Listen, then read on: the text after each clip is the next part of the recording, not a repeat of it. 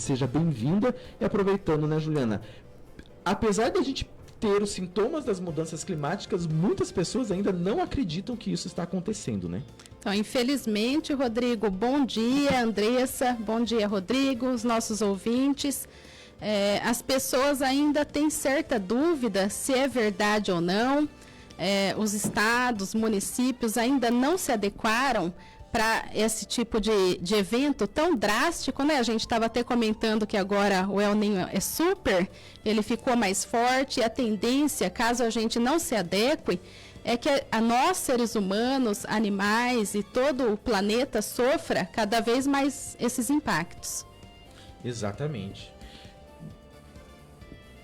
Bom, Rodrigo, realmente aí, hoje, doutora Juliana Clemente aqui junto com a gente falando sobre o El Niño, né? E olha, seguindo aqui a nossa pauta, junto com a doutora Rodrigo Gonzaga, temos mais informações?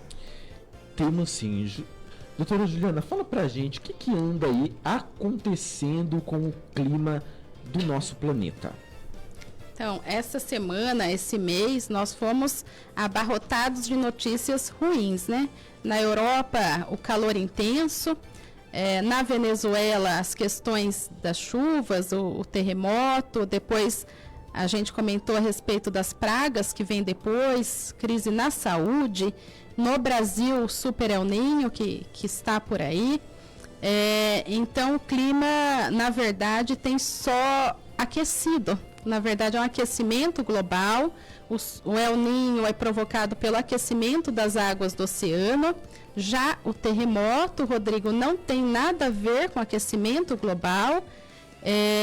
Aconteceu porque a Venezuela está entre as placas, né, tectônicas, e teve, na verdade, o choque entre duas placas que causou essa grande tragédia na Venezuela. A população ainda, pelo incrível que pareça, está sendo localizada com vida, tem animais sendo localizados. Eu vi uma notícia ontem que famílias têm sido resgatadas, têm recebido ajuda humanitária, inclusive do Brasil, que foi para lá. Então, essa crise impacta diretamente todos nós. E olha só, falando aqui para nossos ouvintes, né, o que é esse Super El Niño que está para acontecer aqui em 2026? Como disse a doutora Juliana, é um fenômeno climático de aquecimento severo das águas do Oceano Pacífico. Ele tem uma forte probabilidade de se consolidar como um dos eventos mais intensos já registrados. Esse fenômeno traz impactos climáticos severos para o Brasil, como seca extrema, risco de incêndios e calor intenso. E aqui já começa a aparecer, Rodrigo, a dimensão jurídica que a gente vai depois desenvolver, né? Porque o El Niño é previsível. Agora os órgãos de monitoramento avisam com certa antecedência que vai acontecer, como você mesmo já está anunciando, né? Já é previsível que vai ter esse aquecimento. Então, a pergunta que fica é a seguinte: será que o poder público está preparado para agir nesses casos, tanto de chuva quanto de seca extrema? Qual é a forma que a gente deve levar, né, isso, para que a nossa população, principalmente os mais vulneráveis, né, e aí a gente já entra na questão da justiça climática, que são os mais vulneráveis que são afetados pelas grandes tragédias, como que o nosso Brasil está vendo essa tragédia e está agindo para mitigar os impactos. Exatamente, olha, tanto é nessa seara que o Brasil ele lançou recentemente aí via Ministério da Saúde um sistema nacional de alerta para calor extremo, e o governo também anunciou um pacote de investimentos de 9,8 bilhões de reais com medidas que visam exatamente antecipar riscos, emitir alertas, além de fortalecer a proteção da população, sobretudo em áreas mais vulneráveis. E dentro desses pacotes de medidas, né, o governo, o Ministério da Saúde, ele visa também preparar o próprio Sistema Único de Saúde para receber esses atendimentos devido aos impactos das mudanças climáticas. Lembrando que aqui no Brasil, os idosos são as pessoas que devem ser mais atingidas pelas mudanças climáticas, né? Até porque com o clima mais seco, a proliferação de vírus pelo ar se torna muito mais fácil, né? Com certeza. E se torna aí até mesmo um período que a gente vê, por exemplo, a gente já tem visto aqui, por exemplo, na nossa cidade, quando a gente passa ali em frente ao pronto-socorro.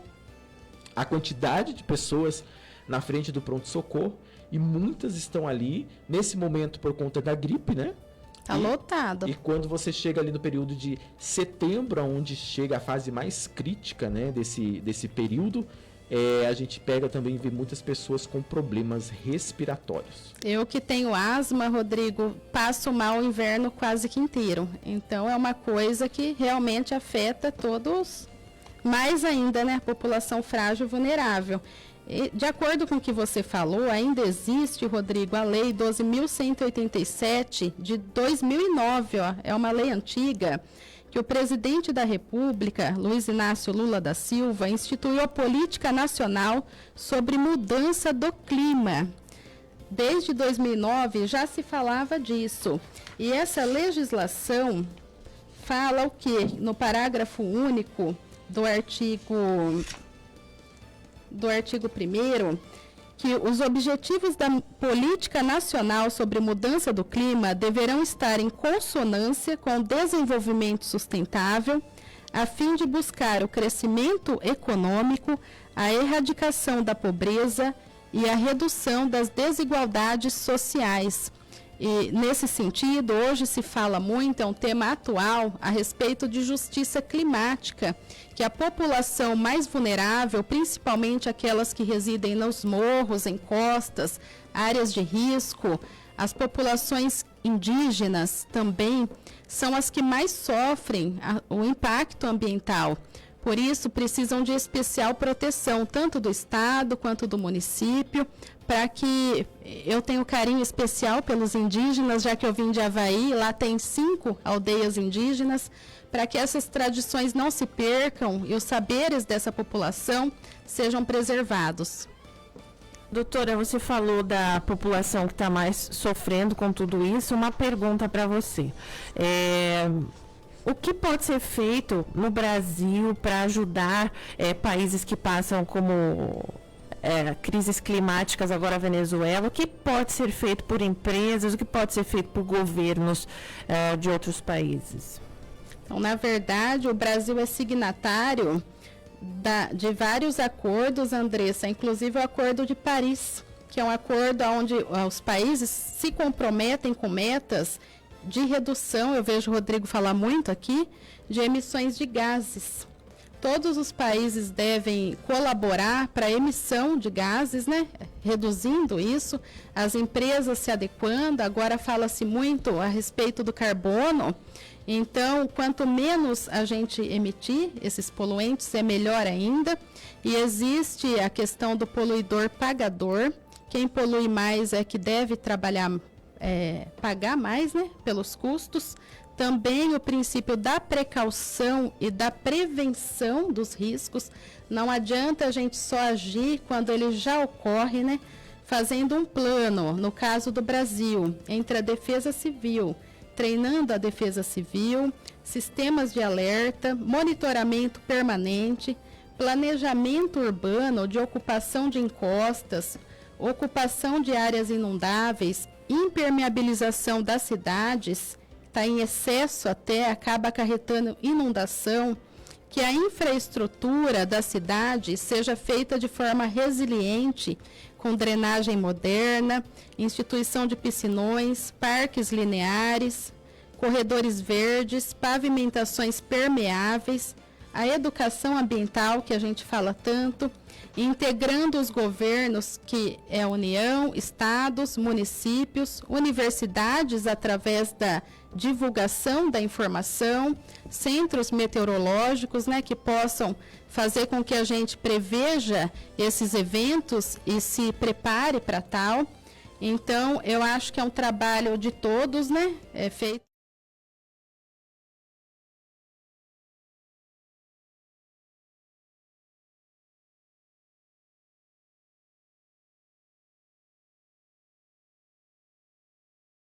Não vim falando com plástico, gente. Eu não estou louca. Mas eu vim falando com meu marido a respeito disso, o quanto tem impactado a saúde, indo para o coração, o corpo humano já. Então, se a gente puder levar a sua garrafa, andar de carro, agora vem chegando os elétricos, né? Ainda a um custo alto, a energia limpa.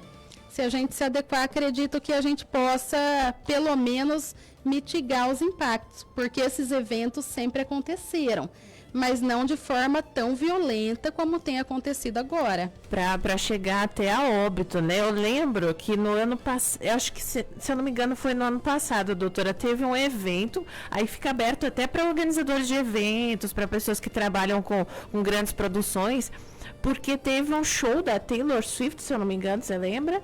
E aí uma menina chegou a passar mal, veio a óbito, alguma coisa assim. Do calor. Isso, aí tiveram que adotar medidas, né? Então, realmente, doutora, a crise climática é algo que, se a gente não continuar incentivando as crianças, falando do problema, isso pode se tornar ainda muito maior no futuro, com certeza. Né? Crianças e governos, né? Crianças e governo. Chefes de Estado, né? Com certeza. Lembrando que do Acordo de Paris, os Estados Unidos, o ano passado, ele saiu do Acordo de Paris, né? Uma das principais conferências climáticas aí, onde eles assinaram um acordo para redução da emissão de gás de carbono. Então, veja, a gente precisa ter a parceria de governos. E a gente, não estou só falando de Donald Trump, vamos trazer para o Brasil também. A gente realizou aqui a COP30 e teve uma aprovação do pacote de Belém. Ele prevê também a redução de combustíveis fósseis e desmatamento, mas em outra seara, nós temos hoje o governo brasileiro trabalhando fortemente para a exploração de petróleo na foz do rio Amazonas.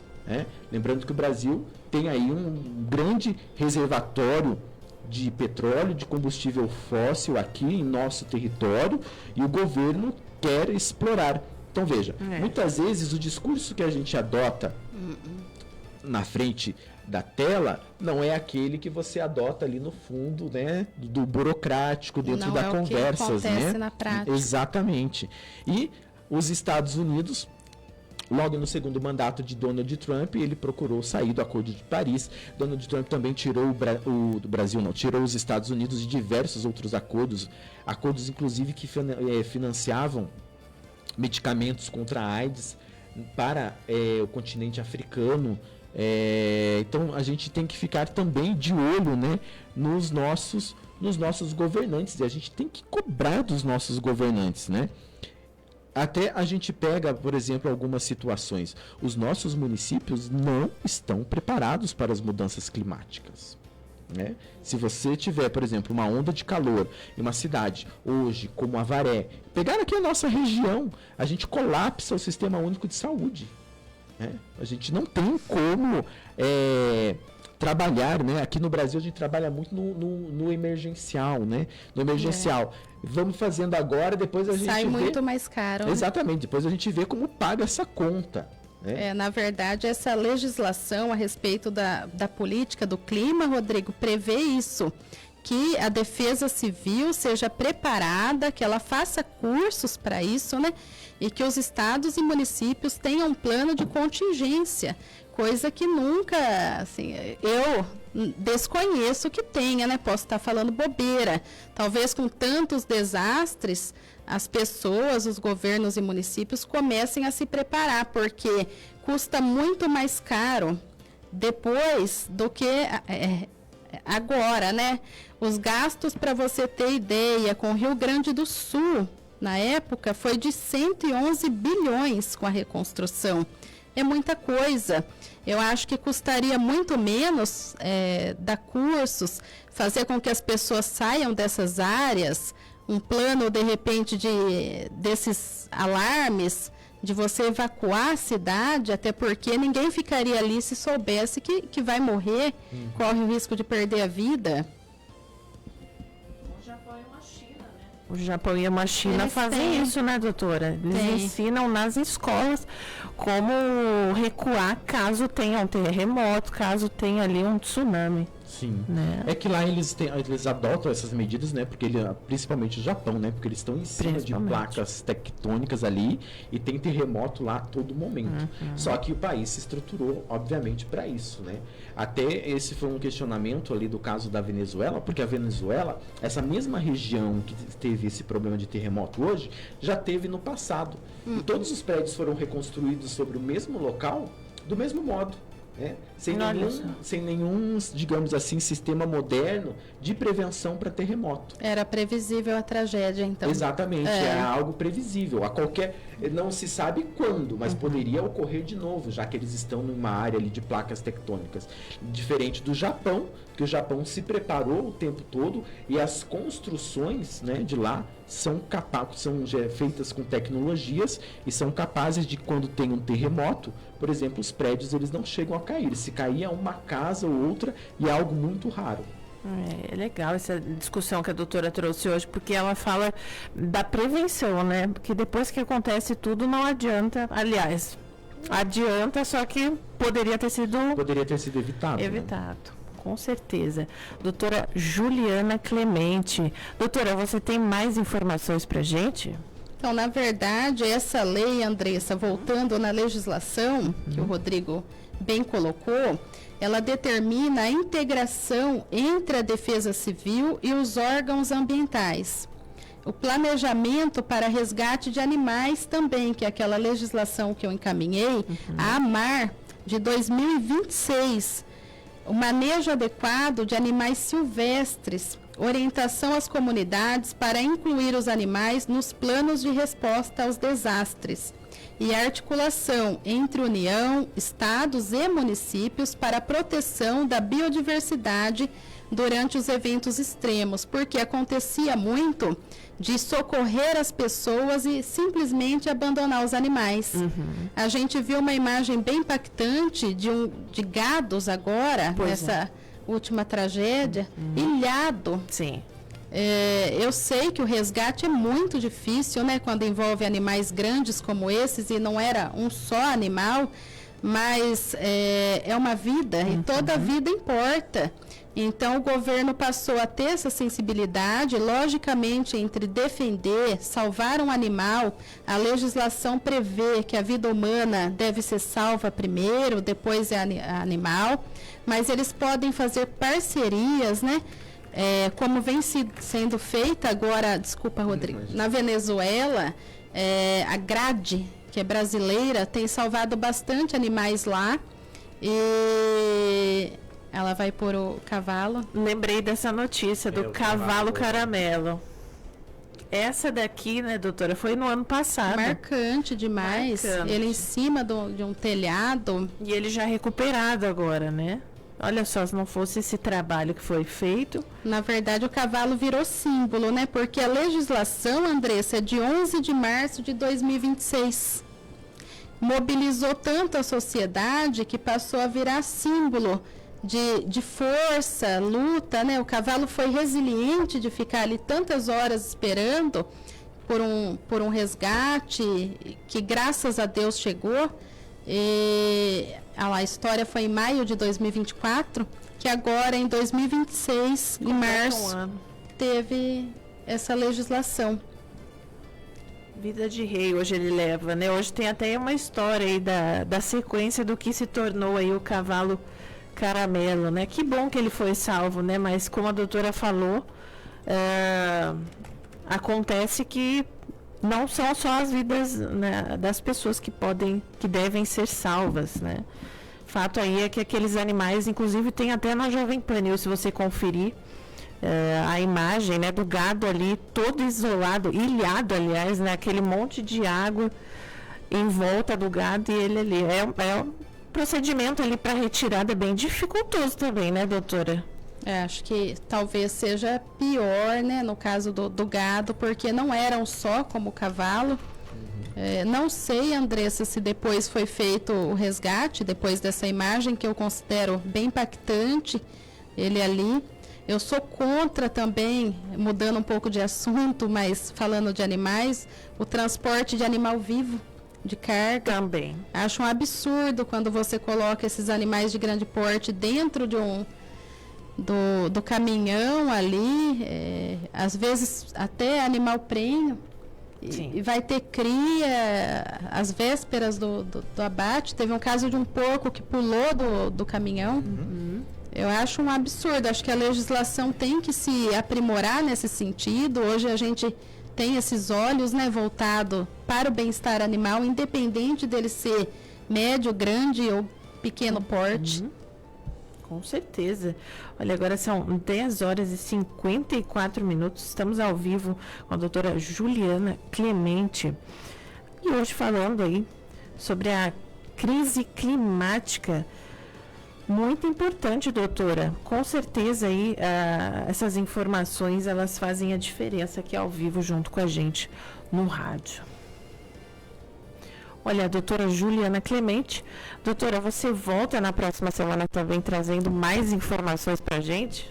Com certeza. Na próxima terça, às 10h30, eu aguardo você e todos os ouvintes da Jovem Pan News para falar um pouco de sustentabilidade. Caso tenha alguma dúvida, alguma sugestão, né, Andressa? Pode enviar para vocês, que a gente coloca na pauta com certeza. Então, desejo uma boa manhã para todos. Que Deus abençoe a semana de cada um. Amém. Obrigada, né, Rodrigo? Obrigado, Juliana Clemente. Seja bem-vinda, né? Sempre trazendo assuntos aqui importantes e assuntos atuais, né, Andressa? Assuntos esses que são importantíssimos aqui para nossos ouvintes, né? Estarem sempre em debate também, sempre nos atualizando aqui sobre as novas legislações aí voltados ao meio ambiente, ao bem-estar animal. Com certeza. Então, Sustentabilidade em Foco volta na próxima semana já.